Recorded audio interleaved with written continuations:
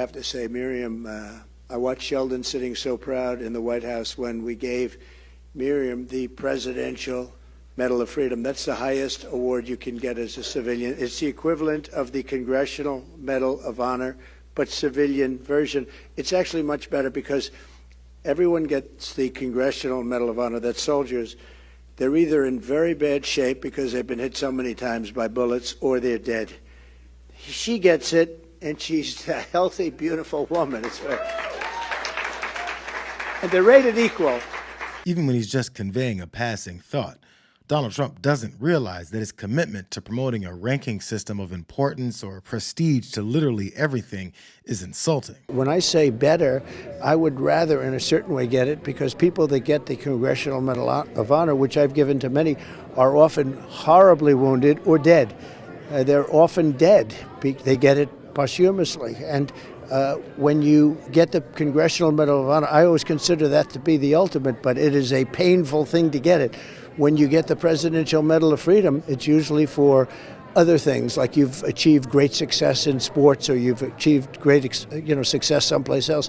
When you get the Medal of Honor, generally speaking, and I've met many of them, and I've seen the families of many of them, this is an incredible honor, but it was a statement that it's much more painful to get because they're oftentimes in very bad shape. I've seen them come up and they've suffered greatly, whereas the Presidential Medal of Freedom, to my knowledge, I don't think anybody suffered other than they've worked hard and they've done great things. So according to the former president, he just can't get past the physical suffering that people tend to go through before receiving the Medal of Honor. Maybe it was a moment of clarity, forcing him to realize that his limited perspective on nearly everything is not the standard. It makes his actions just as dismissive as his words. Mr. President, one more question about the inauguration. Thank you very much. Anything on Bill Barr, sir?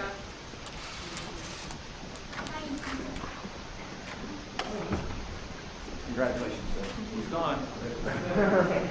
That Congressional Medal of Honor recipient didn't seem physically harmed enough to make Trump uncomfortable, but he still abandoned the guy without a second thought.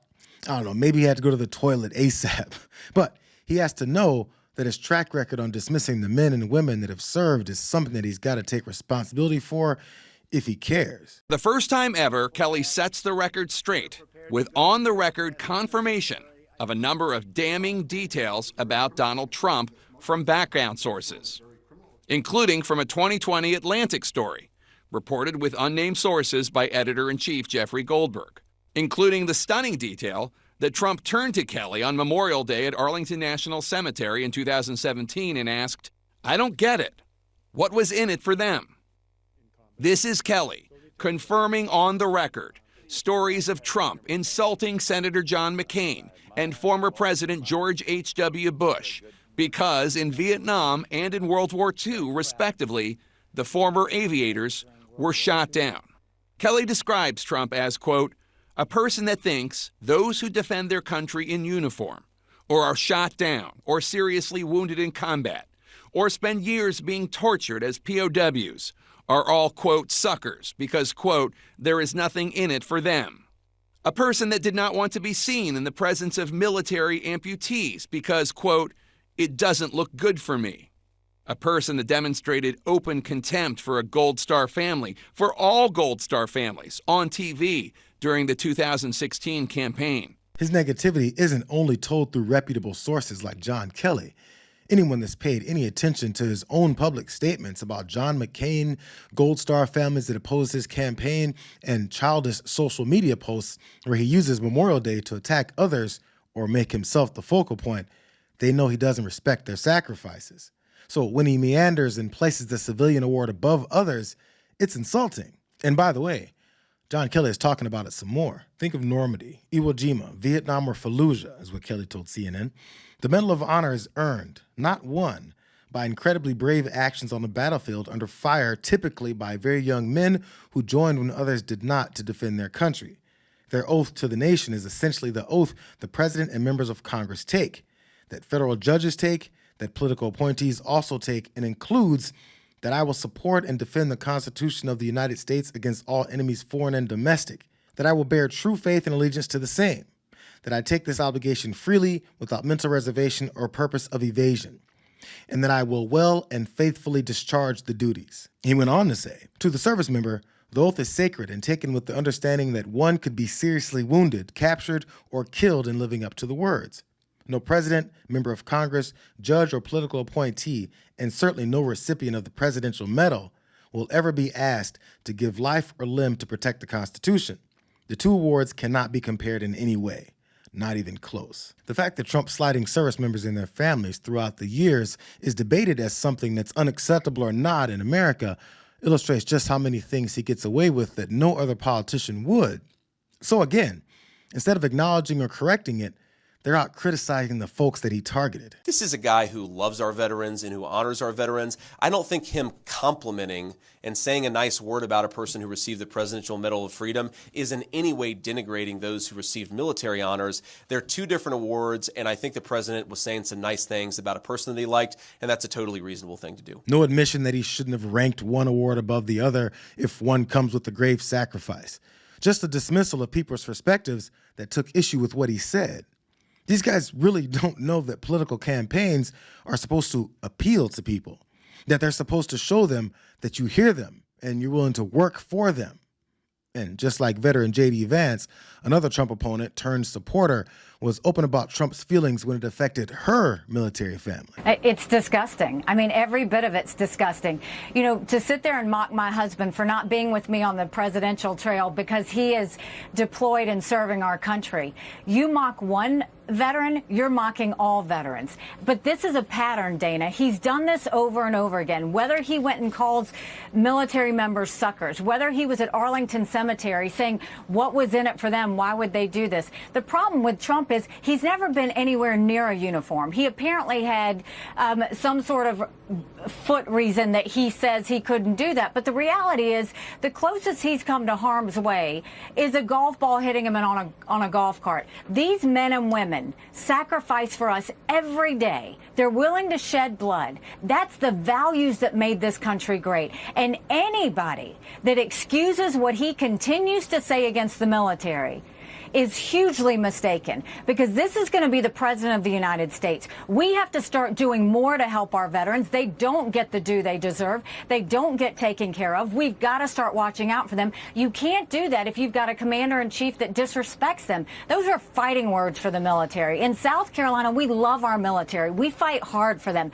We want to make their lives better. We don't mock them. And what he did is just disgusting. And anybody that agrees with it or says it's okay is disgusting along with them. After that heartfelt and revealing takedown of where Trump's feelings are towards the military, Haley took it all back. This is why Trump feels he can do and say anything he wants without any consequences, because they love him more when he does. President Trump asked me to speak to this convention in the name of unity. It was a gracious invitation, and I was happy to accept.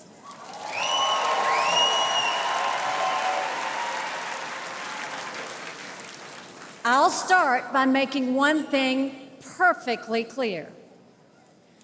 Donald Trump has my strong endorsement, period.